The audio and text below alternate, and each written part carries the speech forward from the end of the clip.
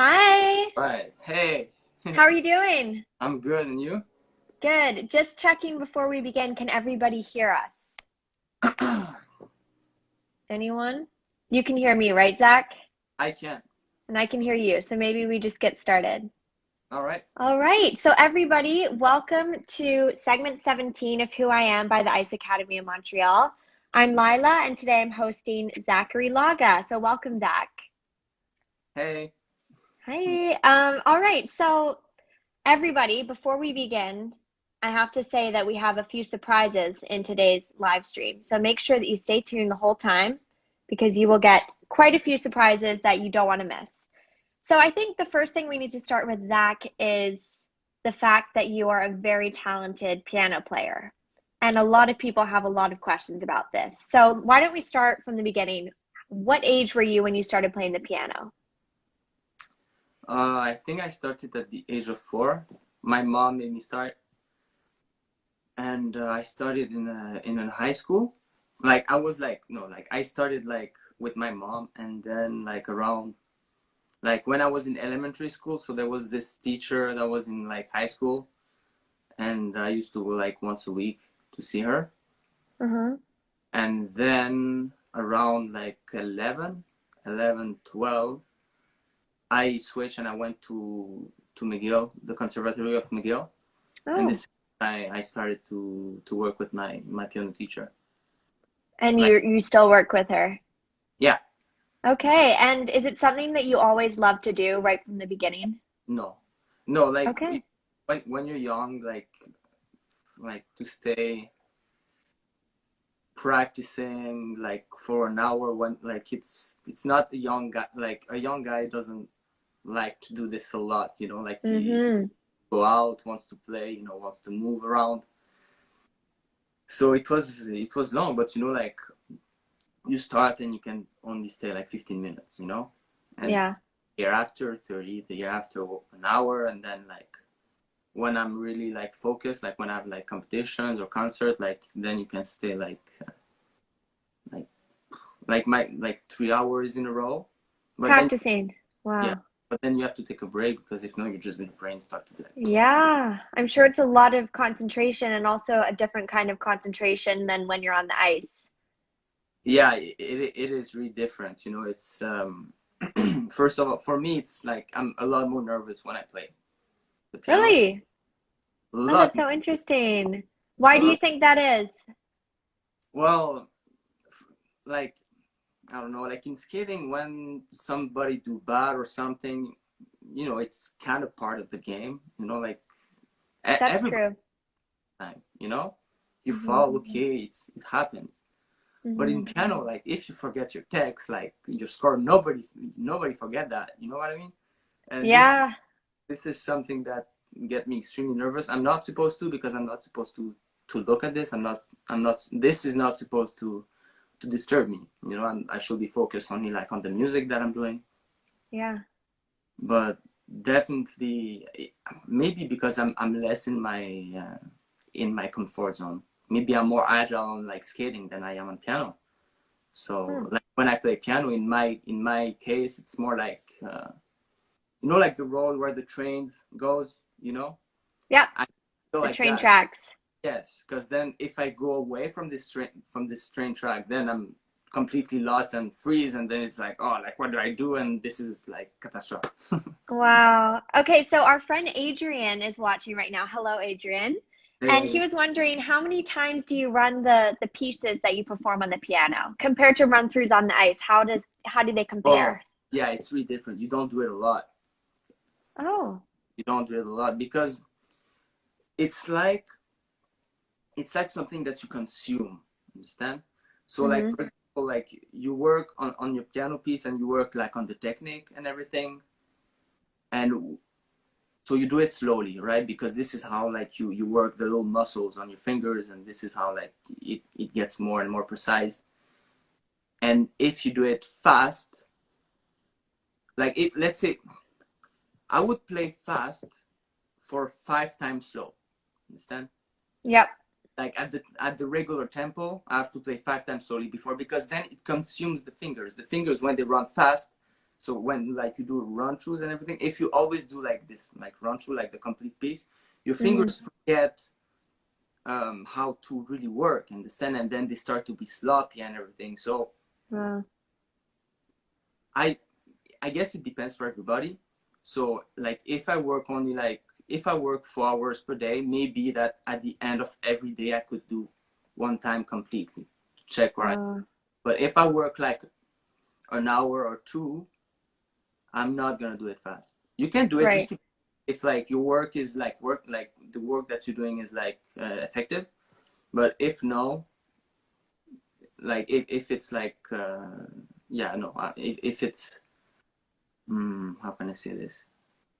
If it's less than an hour or two, like you don't need to play fast. For me, Okay. It's so unique that you have two things that you're pursuing at such a high level that require such different practice methods and nerves and emotions and techniques. It's really cool. What is your greatest achievement on the piano? mm, well, I played 2 times with an orchestra, and like those 2 times were really amazing because it was really difficult pieces. Even though like it was concertos, I played only Mm, the first movement, but it's for me like it's still like big achievement. You know, like for example, to play this like the Tchaikovsky Concerto Number One, the first movement. It's so difficult and it's a lot of work. And when you do it, especially with an orchestra, I had the chance to play it with an orchestra, and when you do it, it's like an amazing feeling when you finish at the end. You know. mm, mm. Um, at 11, I did a like an international competition, like I won in my like city or like in my province. I don't know. Like I won in my zone. Hmm. Then I played at the Carnegie Hall, which was pretty No cool. way. That is very cool. That's amazing. That was cool, yeah. Oh But my it gosh. was not only me, you know. It was like all those like truly talented, um, all those really talented like musicians. They were even like violinists. They were like other pianists, and I was kind of like in the younger one at this stage. So like this Carnegie Hall was like a concert recital. It was like a gala for the Yeah. winners.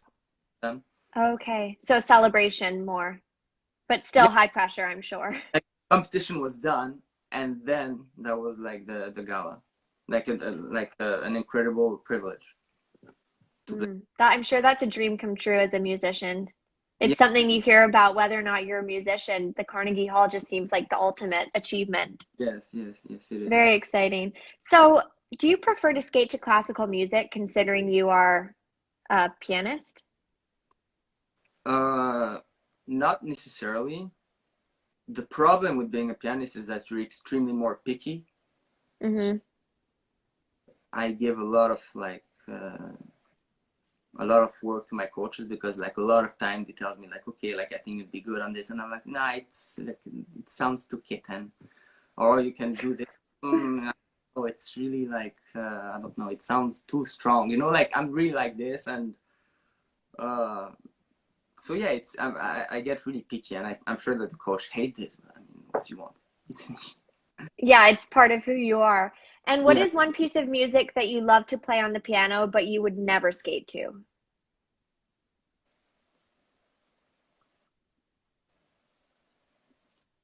I guess the like the Tchaikovsky concerto. Oh, yeah?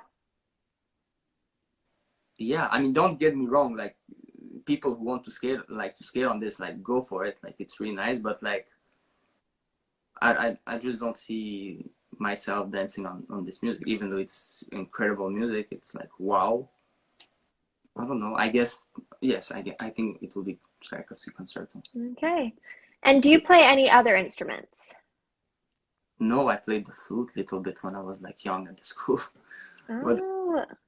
yeah, And what's an instrument that you wish you could play if you had the chance to pursue another one at a high level? uh, maybe the cello. I mean, the cello has always been like really interesting. Me Like too. I'd say that too. It's yeah, so beautiful. and it's really deep. Yeah.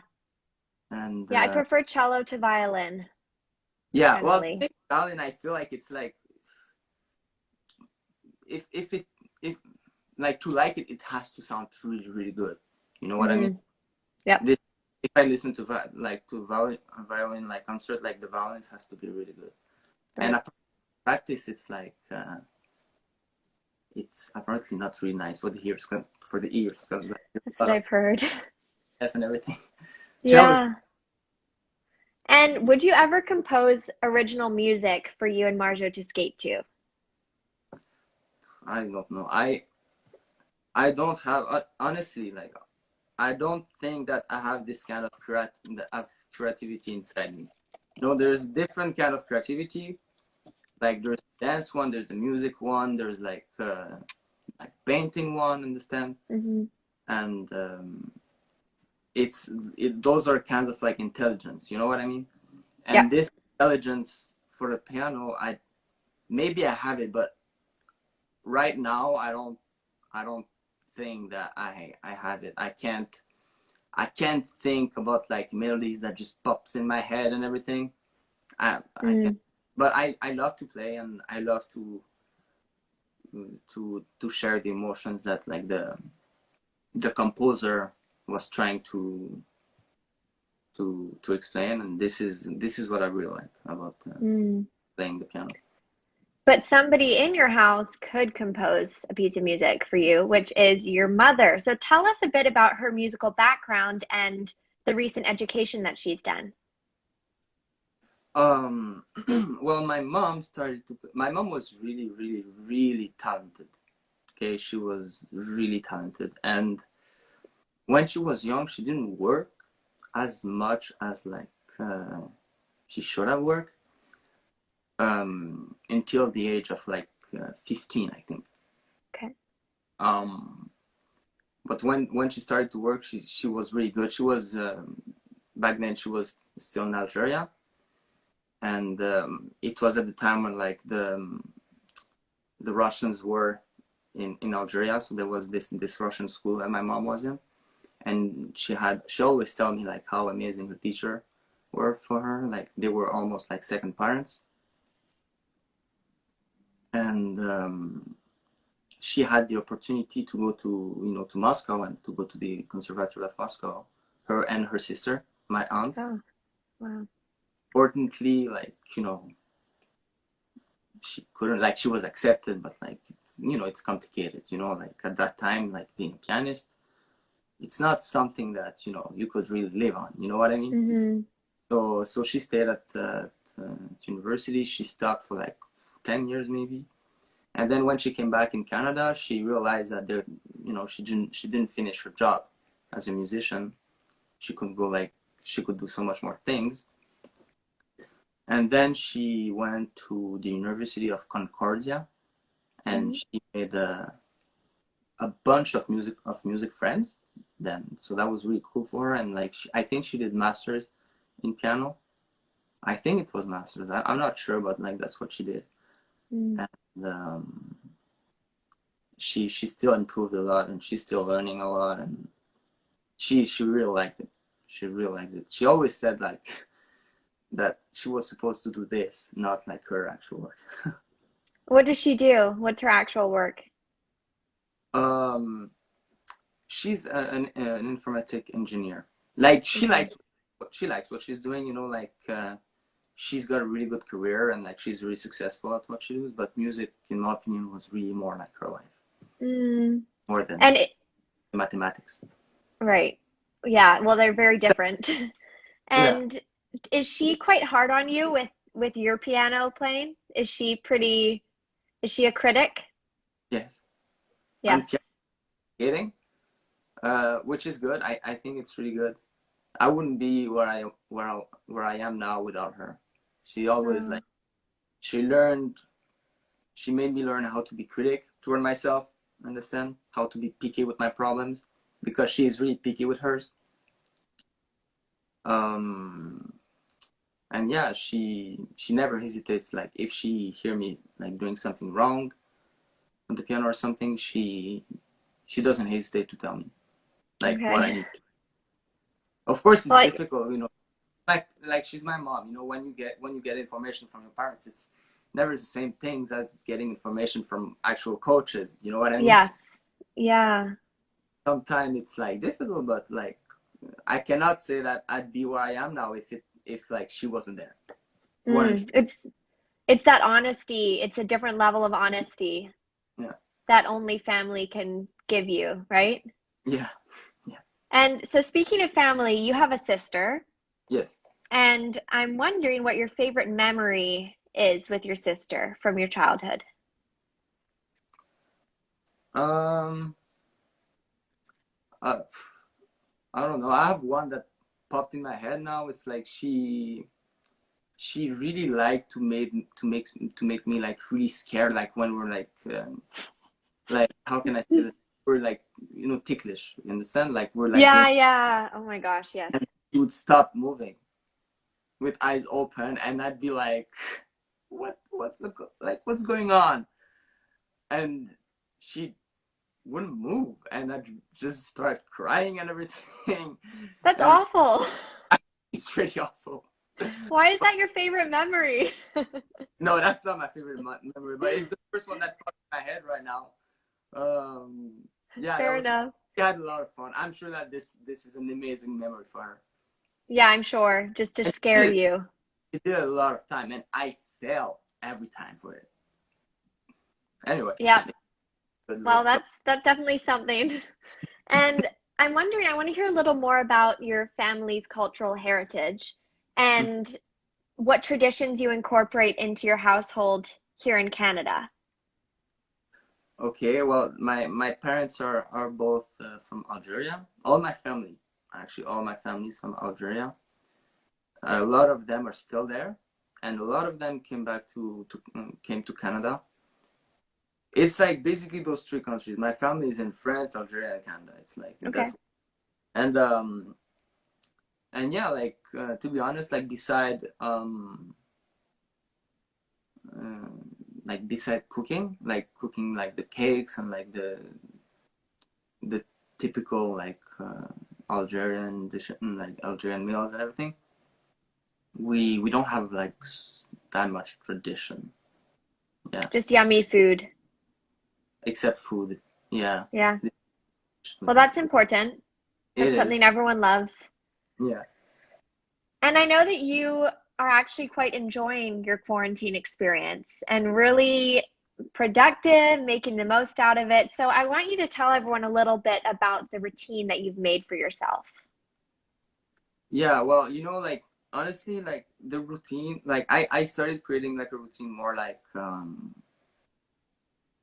over the last 2 weeks, Okay. uh, which is kind of the sad part because like I'm really productive now, and I feel like it's almost the end of the Yeah, like hopefully. yeah, but it is what it is, and I learned a lot about like trainings and everything by watching like podcasts. That was really like the thing that made me learn during my quarantine. I watched a lot of it, like how to train and everything. Now I've created a routine, like mm, I learned about creating a cardio base and like about the fact that, like if you run in low intensity for an hour, like your heart stretch and everything. So this how like you create your cardio base, like some stuff like this, understand? That's cool. Yeah, and yeah, just I learned also about like the hip mobility and like how much it was important for a skier and like for any kind of athlete, and Hmm. I didn't know that before. I thought stretching was just like to do an arabesque and to look good, but it's not. Hmm. And so I include this in my routine, like running and stretching 1 hour, running 1 hour. It's like My goodness. it's every day, and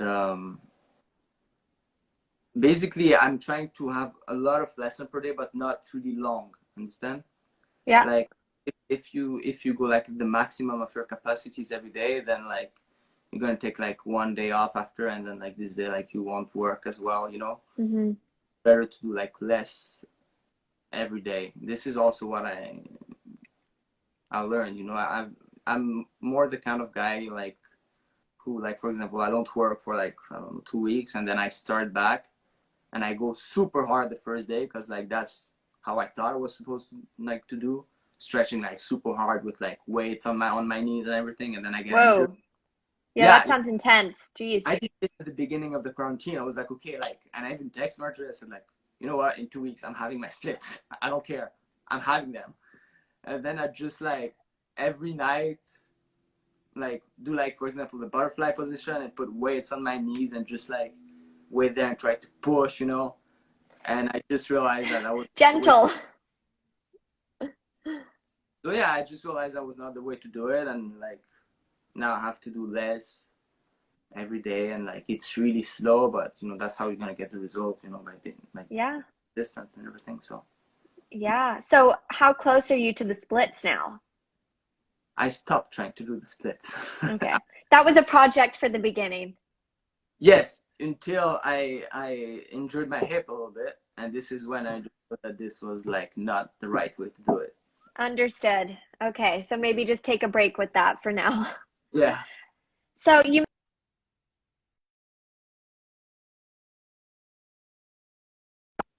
you're back. Hello. We had some bad for a second. I don't hear you really good now. Now I'm here. You Okay. hear me? You see Yes, we're back. That was just a little interval break for everybody. me? So, Marjo, what is your favorite program that you've done together? Wait, Marjo. Yeah. Okay. Um, my favorite program that we've done together. Hmm. I think the program that we did at Junior World was like at Junior, like the year of like when Junior was like our last year junior. Okay. This program I really liked it. I thought that it was really like our style and everything. Yeah. The elements were looking really good. However, if I look back at like all the programs, probably the one where from the outside I look like the best stand, like we looked like the best will be like the year before on Imagine Dragons. I think that like when we skate that program, especially like at junior, like usually I always watch my programs at like the last competition of the year, which like usually was Junior Worlds. Hmm. And in my opinion, like these programs at Junior Worlds was the best skating that we've ever had in our career. Like in terms of like emotions, in terms of like skating skills, in terms of lines, you know, the elements were really nice. Mm. It was probably like from the outside, I think it was like the best performance that we did Mm. But on the. I'm sure your last year junior, I mean, you won, so I'm sure that also held a special place in your heart. Yeah, I mean the results, yeah, obviously, Yeah. like the coach happy also is like it's the most satisfying thing that you can do, I think, as an athlete. Yeah, totally. But So it's more than that too. It's more than results sometimes. yeah, yeah, we were also like underdogs at this competition. Yeah, it was really like it was pretty special competition, but like really like the best skate I've ever had in my life. Like if I would show somebody like that doesn't know figure skating at all, and I had to show like the one performance, it Yeah, like the one from Junior Worlds in Sofia on the Imagine Dragons. I love it. That's great. That's a good thing to ask people too. If you could Yeah. show someone who doesn't watch skating, I'm going to keep that in mind. Thanks for that idea. What is something that you admire the most about your partner, Marjo? Well, she's really like all the time in the good mood, so that's Yeah. important, you know. Uh-huh. um, and I feel like over the last year, she also like improved a lot on like the way she worked. That's like that. I think like I noticed that like maybe because like I don't know, I thought more about it. I don't know, but I definitely noticed like how much work like she put like in skating like and in ballet, and like she was doing a lot of off ice and everything. And like I was really surprised like how much work she did put on this last year. And yeah, I guess I could say that I'm proud to have this, you know. That's lovely. And you mentioned her mood, and I totally agree. She's like a ray of sunshine. Mm. But you, on the other hand, I'm sure you're still a ray of sunshine, but a lot of people think that you're very intimidating. Uh, However, we have a photo of you with a squirrel. So please explain who the real Zach is and if this is a true fact.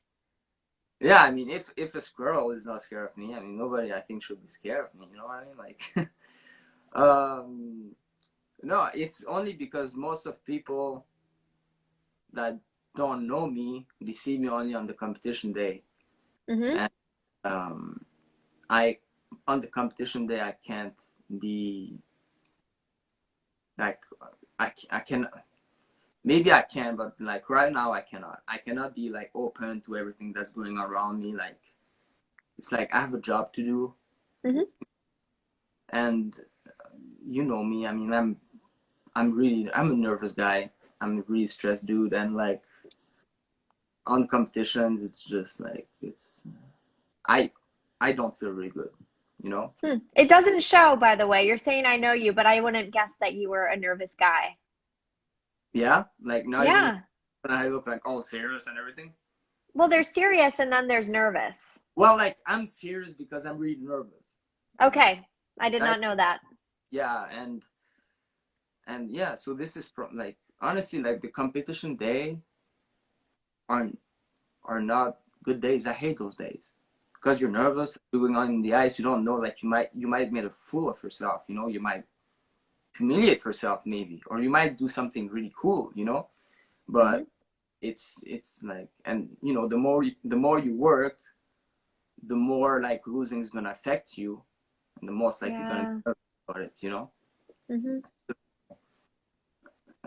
Yeah, I'm just really serious on the competition day because like when I do my job and when I'm like I don't know, maybe I'm not.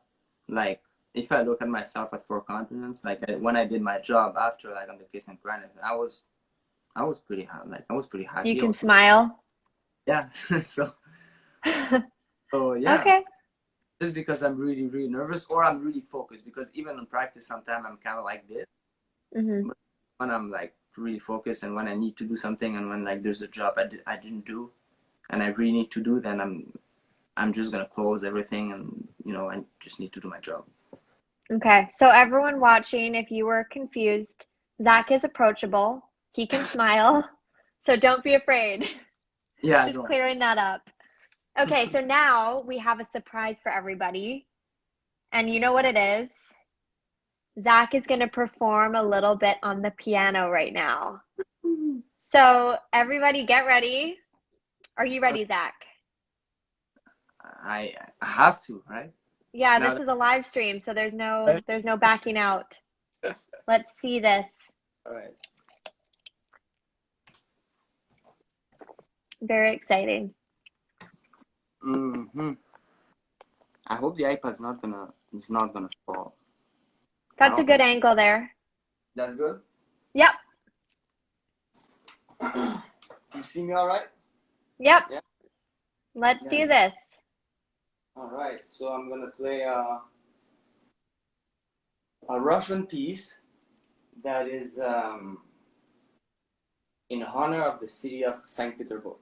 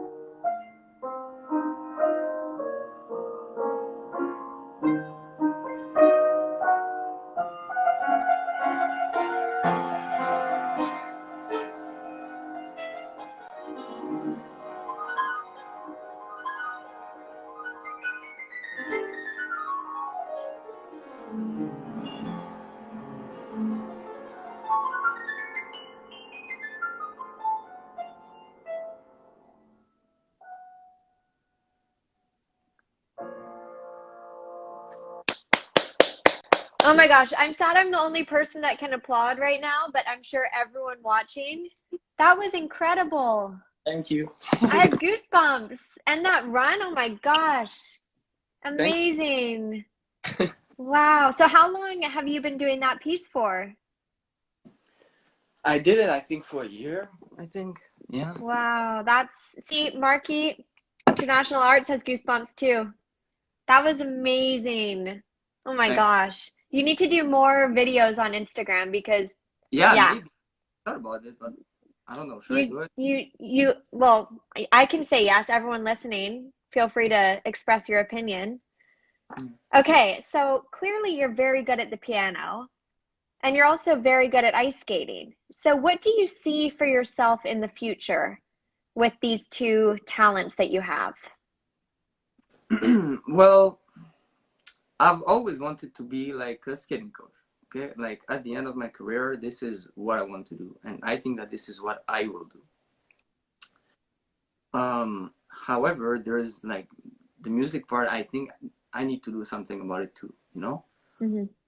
Mm. You know, I thought about it. Like I thought about doing like one international competition.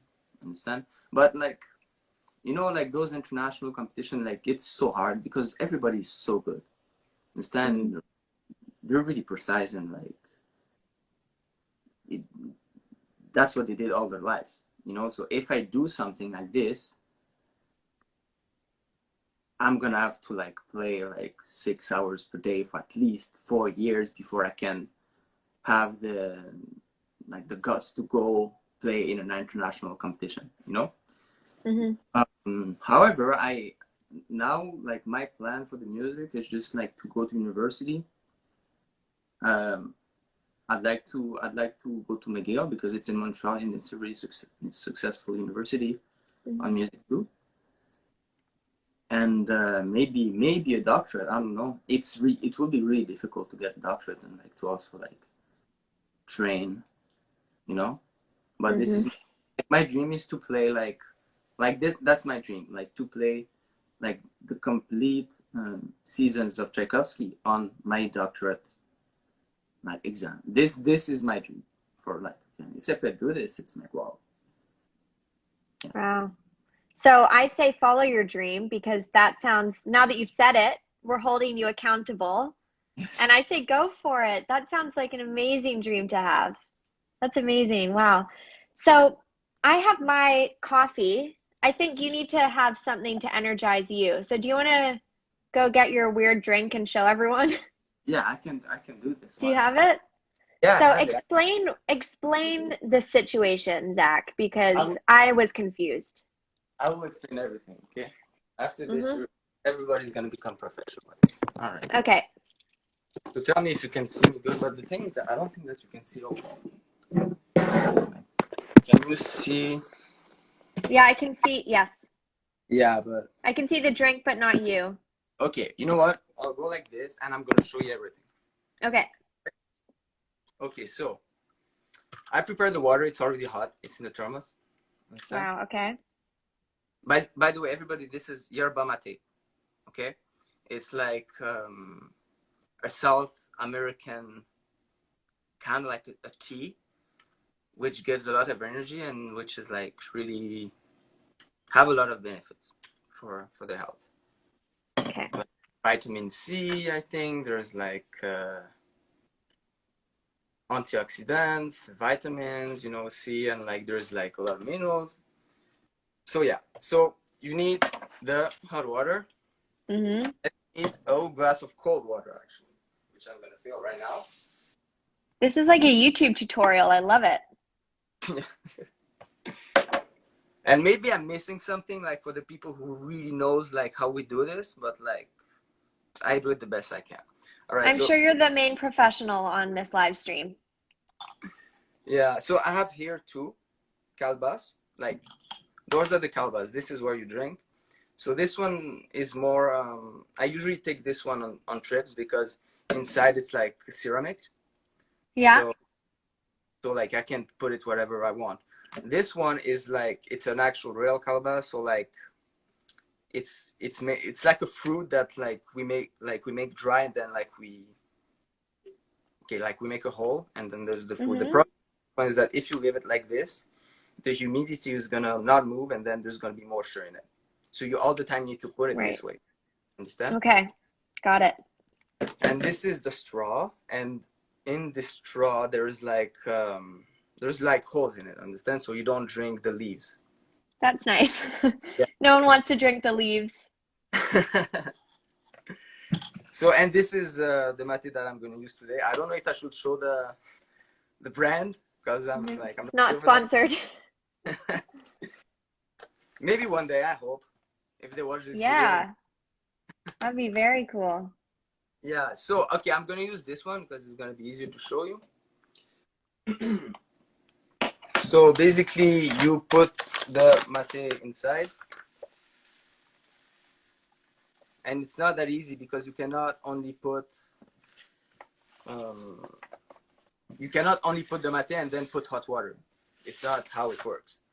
So once you put it, you gotta do this. So Okay. the leaves comes on only one side of the bowl. Okay. And Yep. then, so they don't move, you gotta put the cold water. If you put hot water, there's no way they're gonna stay in this position, right? So then you Mm-hmm. put a little bit of cold water, understand? Mm-hmm. And then with the straw, you kind of like you put them all together and like you make them like Mix no, it up. yeah. And Okay. then like I'm gonna show you after. You'll see shit like this. So see like do it like this, so you can see. Can you see? It's only on one Yes. side of the bowl. And this side is like empty, right? Got it. So then I'm gonna do it fast. It probably won't stay because like I don't think you guys want to like wait all the process because it's like 5 minutes. I don't think wait 5 minutes. And freeze, and then you put the water.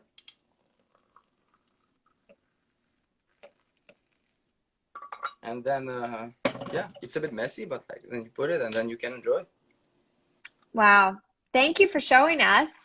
Thanks to you. I'm dying to try it because I've seen you drinking it for a while, and it's Yeah, very intriguing. Very yeah, intriguing. yeah. It's really good. So, Zach, would you like to say something to all your fans in French before we In wrap French. this up? Yes. Ok.